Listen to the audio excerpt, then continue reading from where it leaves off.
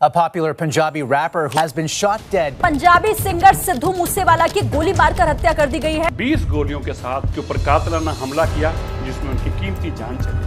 एक ऐसी घटना होती है जिसने दुनिया भर में सबके दिलों की धड़कनों को रोक दिया। Sidhu Moosewala he was shot dead. इस बेहद सनसनी घटना से सब हिल चुके थे। हर जगह उनके सॉन्ग्स को ट्रिब्यूट्स की तरह प्ले किया जा रहा था। पूरा सोशल मीडिया भरा हुआ था। नेशनली नहीं, ये इंटरनेशनल न्यूज बन चुकी थी। पर इस सबसे थोड़ी ही दूर उस वारदात का मास्टरमाइंड कानून की कैद में महफूज हंस रहा था। हम सबके लिए आज फेसबुक और व्हाट्सएप जैसी चीजें रोजमर्रा की जिंदगी में आम हो चुकी है, राइट? हम इन एप्स के थ्रू अपनी जान पहचान और पूरी दुनिया से कनेक्टेड रहते हैं। पर क्या हो अगर इन्हीं एप्स को मौत का हथियार बनाया जाए, जहां फेसबुक पर स्टेटस के नाम पर मौत के फरमान जारी किए जाएं, जहां व्हाट्सएप पर किसी की जिंदगी और मौत की कीमत लगाई जाए। ये कहानी उन फरमानों की जिनसे पंजाबी सिंगर सिद्धू मूसेवाला को दिन दहाड़े बीच सड़क पर मौत के घाट उतारा गया। ये कहानी है उस इंसान की जिसने इंडिया की सबसे सिक्योर जेल में बैठे बैठे इस प्लान को और कई ऐसे क्राइम्स को अंजाम दिया। ये कहानी है उस इंसान की जिसने बॉलीवुड में अपना खौफ पैदा किया, और उसकी कहानी किसी बॉलीवुड मूवी से कम नहीं है। एक गैंगस्टर जो बना हुआ है यूथ आइकन, एक गैंगस्टर जिसके लिए 600 से भी ज्यादा लोग मरने और मारने के लिए तैयार बैठे। ये कहानी है लॉरेंस बिश्नोई की। लॉरेंस एक अमीर फैमिली से बिलोंग करता था। बड़ा घर, गाड़ियां, और बचपन में उसकी हर विश को पूरा किया गया। स्कूल में भी वो एक ब्राइट स्टूडेंट था। इसी के चलते उसे फर्दर स्टडीज के लिए चंडीगढ़ भेजा गया। पर ये एक डिसीजन सिर्फ लॉरेंस और उसकी फैमिली को नहीं, पूरे देश की कहानी बदलने वाला था। उसने चंडीगढ़ के डीएवी कॉलेज में लॉ डिग्री हासिल करने के लिए एडमिशन लिया। अमीर घर का लड़का होने से लॉरेंस कॉलेज में फेमस हो गया था। वहीं उसकी दोस्ती हुई गोल्डी ब्रार से, जो आगे चल के उसका राइट हैंड बनता है। लॉरेंस कॉलेज में काफी पॉपुलर था, इसीलिए उसके दोस्तों ने उसे स्टूडेंट प्रेसिडेंट के इलेक्शन में खड़ा होने के लिए मोटिवेट किया। उसने अपनी party student organisation of Punjab university SOPU की शुरुआत की, और इलेक्शंस जीतने के लिए कड़ी मेहनत करने पर भी वो हार गया। इलेक्शंस के time opposition party leader Uday Singh के साथ तो आए दिन लॉरेंस के झगड़े होते ही रहते थे, लेकिन इलेक्शन में उसे हारना लॉरेंस से बर्दाश्त नहीं हुआ और उसने सबसे पहले जाकर एक गन खरीदी। इस एक डिसीजन से लॉरेंस क्राइम की दुनिया में अपनी किस्मत को लिख चुका था। कुछ ही समय बाद जनवरी 2011 में उनके एक झगड़े ने ऐसा भयानक शूटआउट का रूप ले लिया जिसके शोर ने पूरे शहर को दहला दिया। Gang war.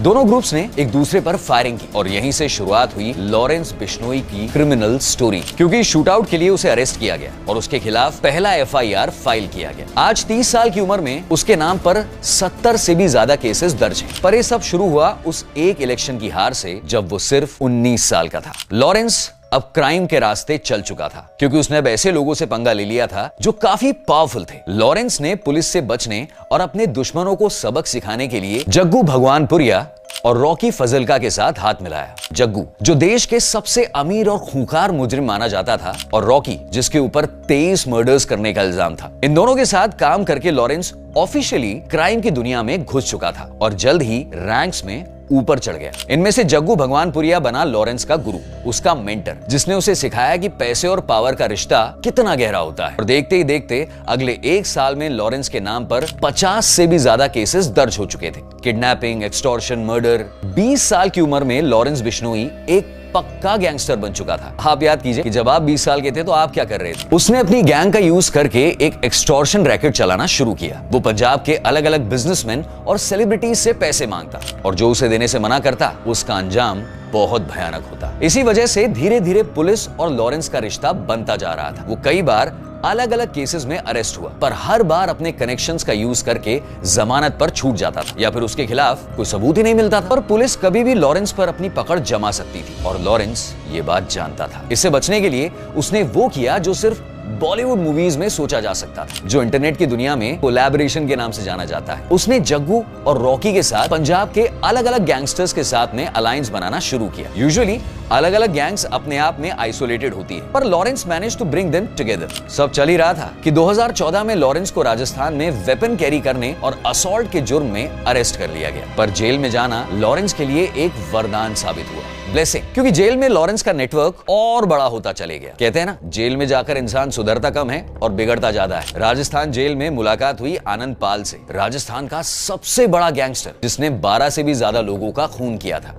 धीरे धीरे उसने नॉर्थ इंडिया के कई शहरों में ऐसे अलायंसेस फॉर्म किए। हरियाणा में काला जठेड़ी, दिल्ली में जितेंद्र गोगी और भी कई लोग। अगला साल 2015 जब उसे पंजाब की एक जेल में शिफ्ट किया जा रहा था, तब अपने 8 साथियों की मदद से लॉरेंस पुलिस की कैद से भाग निकला। भागकर वो नेपाल गया, जहां उसने अपने गैंग को स्ट्रक्चराइज करना शुरू किया। इसी पावर को फ्यूल करने के लिए नेपाल में रहकर उसने एडवांस हथियार जमा किए, automatic rifles, missile guns, grenades. 6 महीनों बाद ही लॉरेंस को दोबारा अरेस्ट किया गया, लेकिन इस बार उसने पूरा गेम बदल दिया। जेल लोगों को उनके गुनाहों के पनिशमेंट देने के लिए होती है, पर लॉरेंस ने उसे अपना बेस ऑफ ऑपरेशन बना लिया। वो मोबाइल फोन का यूज करके अपने गैंग के साथ कांस्टेंट कांटेक्ट में रहता था। उसने अपने पूरे नेटवर्क को डिजिटाइज कर दिया, जहां वो व्हाट्सएप के थ्रू सुपारी लिया करता और फेसबुक पर लोगों को ओपन धमकियां दिया करता। उसकी गैंग का प्राइमरी काम है एक्सटॉर्शन। लॉरेंस का रूल था कि अगर कोई भी एक्सटॉर्शन के पैसे देने से मना करता था तो उसकी भयानक मौत पक्की, चाहे वो कोई भी हो। आज लॉरेंस का नेटवर्क इतना बड़ा है कि लॉरेंस बिश्नोई गैंग में 600 से भी ज्यादा शूटर्स हैं, जो कि ना सिर्फ इंडिया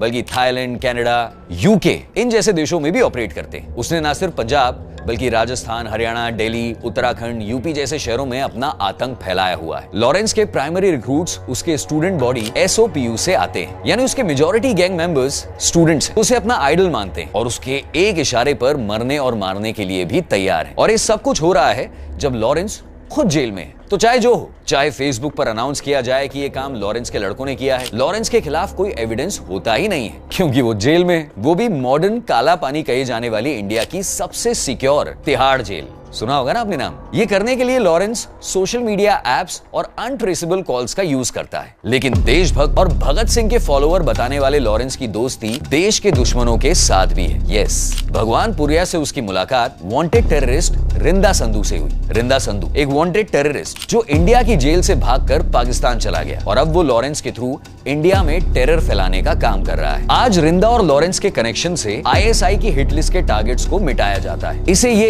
एक आपसी दुश्मनी का केस दिखाते हैं और ISI पर किसी का शक भी नहीं जाता है। इसी के साथ लॉरेंस का connection Babbar Khalsa international BKI, जो कि एक खालिस्तानी टेरर ऑर्गेनाइजेशन है, उसके साथ लगाया जाता है, जिस वजह से लॉरेंस का कनेक्शन कई हाई प्रोफाइल टारगेटेड किलिंग्स में लगाया जाता है। कनाडा, नेपाल और दूसरी कंट्रीज में लॉरेंस ने अपने शूटर्स का यूज करके कई सोशल और रिलीजियस लीडर्स की टारगेटेड किलिंग्स करवाई। इसी के साथ अक्टूबर 2022 में मोहाली में पंजाब स्टेट इंटरनेशनल पर एक RPG मिसाइल से अटैक हुआ, जिसमें लॉरेंस पर आरोप है RPG और दूसरे वेपन्स सप्लाई करने का। पर लॉरेंस को इंटरनेशनल रिकॉग्निशन मिली जब पिछले साल मई 2022 में international music artist Sidhu Moosewala का मर्डर हुआ। 29 मई 2022 सिद्धू मूसेवाला अपनी किसी रिश्तेदार से मिलने घर से निकला। आज किसी रीजन से उसने ना अपने साथ बॉडीगार्ड रखे और ना ही अपनी बुलेट प्रूफ कार। सिद्धू को आए दिन डेथ थ्रेट्स आया करते थे, मौत की धमकियां। कई दिनों से उसके घर के बाहर हलचल भी देखी जा रही थी। अनजान गाड़ियों का बार बार चक्कर लगाना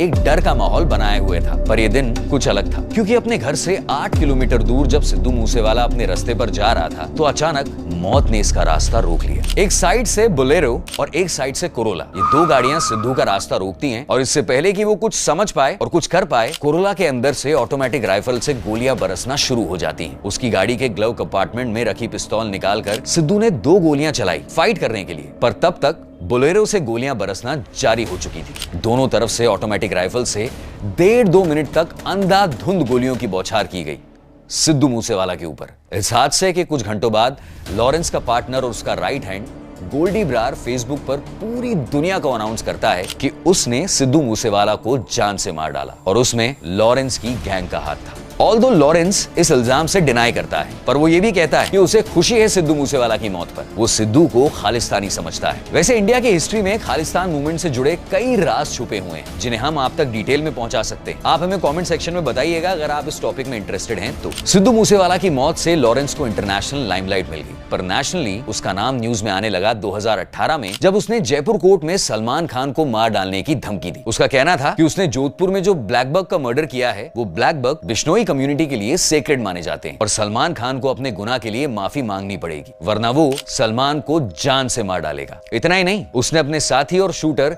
संपत नेहरा को सलमान खान का मर्डर करने के लिए मुंबई भेजा। कई दिनों की प्लानिंग करने के बाद वो अपने मकसद में कामयाब होने के काफी करीब थे जब उन्हें मुंबई पुलिस ने अरेस्ट कर लिया। लोगों को लगता है मैं गैंगस्टर हूं, पर गैंगस्टर मैं तब बनूंगा जब सलमान खान को मार डालूं। ये उसकी पहली धमकी थी। आज 5 साल बाद उसने वही धमकी दोबारा दी, जब उसने एक न्यूज इंटरव्यू दिया पूरी दुनिया के सामने, और वो भी जेल के अंदर से। जिंदगी का लक्ष्य तो सर सलमान खान को मारना ही है। रावण का भी अहंकार था, सलमान खान को भी है। रावण का अहंकार तोड़ा गया था, सलमान खान का अहंकार मैं तोड़ूंगा। सिद्धू मूसेवाला की मौत के बाद से लॉरेंस बिश्नोई के गले का फंदा कसता जा रहा है। उसके कई शूटर्स को पुलिस ने अरेस्ट किया है और कईयों को एनकाउंटर में मार गिराया है, पर लॉरेंस बिश्नोई की पॉपुलैरिटी और उसके खौफ आज भी कायम है। उसने जेल को अपना किला बना लिया है, जहां वो सुरक्षित अपने क्राइम्स को अंजाम दे सकता है और किसी भी तरह से उन क्राइम्स को उसके साथ नहीं जोड़ा जा सकता। वो आज एक गैंगस्टर ही नहीं बल्कि यूथ आइकन है सैकड़ों लोगों के लिए, और उसका मैसेज डर और वायलेंस। कई स्टूडेंट्स उसे फॉलो करने के चक्कर में अपनी जिंदगी गवा बैठे हैं और कई अपनी जान भी गवा देते हैं। जहां एक तरफ लॉरेंस बिश्नोई